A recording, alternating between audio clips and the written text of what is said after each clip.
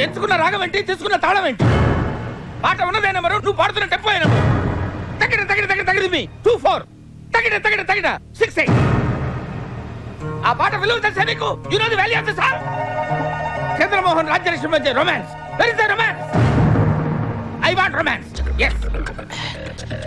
నేనేమంటానంటే ఆకలేసిన వాడు అమ్మ అని ఒక రకంగా అంటాడు, ఎదురు దెబ్బ తగిలిన వాడు అమ్మ అని ఒక రకంగా అంటాడు. ఒక్కొక్క అనుభూతికి ఒక్కొక్క నిర్దిష్టమైన శృతి ఉంటుంది, నాదం ఉంటుంది, స్వరం ఉంటుంది. నీ వస్త్రాలంకరణ మీద పెట్టిన శ్రద్ధలో సగం స్వరాలంకరణ మీద పెడితే బాగుంటుంది అంటున్నాను. I'm telling that.